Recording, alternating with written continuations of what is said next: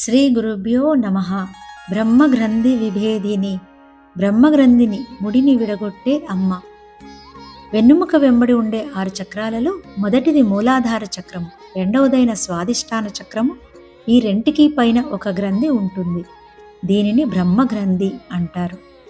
కానీ ఆధునిక వైద్యులు వాడే గ్లాండ్స్ మాత్రం కాదు. వెన్నుముక ఆపరేషన్ చేసే డాక్టర్స్కు కుండలిని కనపడదు.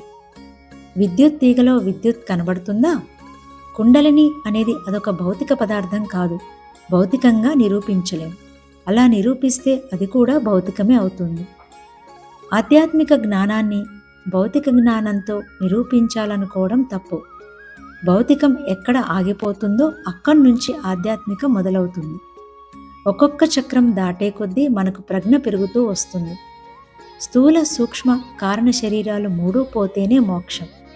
కేవలం స్థూల శరీరం పోవడం మరణం. నేను ఈ స్థూల దేహం కాదు అనే ప్రజ్ఞ కలుగుతుంది. ఆ ప్రజ్ఞను బట్టి బ్రహ్మగ్రంథి భేదనం జరిగినట్లు గుర్తించాలి. బ్రహ్మ రజోగుణం ప్రధానంగా కలిగినవాడు. ఈ రజోగుణం వల్లనే మనకు కంటికి కనబడే ప్రపంచం తప్ప మరో చైతన్య పదార్థం ఏదీ లేదని అనుకునే అజ్ఞానానికి సంబంధించిన గ్రంథి ముడి ఏర్పడుతుంది.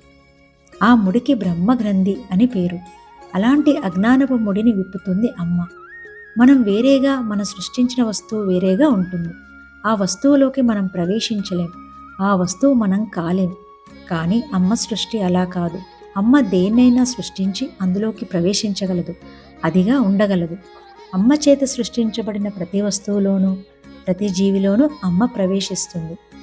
అలా ప్రవేశించినప్పుడు ఎప్పుడో ఒకప్పుడు మనలోని అజ్ఞాన గ్రంథిని విడగొట్టగలదు. అందుకే అమ్మకు బ్రహ్మగ్రంథి విభేదిని అని పేరు. బ్రహ్మగ్రంథి విభేదనం వల్ల కాలజ్ఞానం కలుగుతుంది.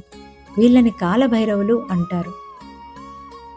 కుక్కలు దీనంగా ఏడుస్తుంటే వెంటనే వాటిని దూరంగా తోలేస్తారు. ఎవరన్నా చనిపోయే ముందు అలా అవి అరుస్తాయి అని చెబుతారు.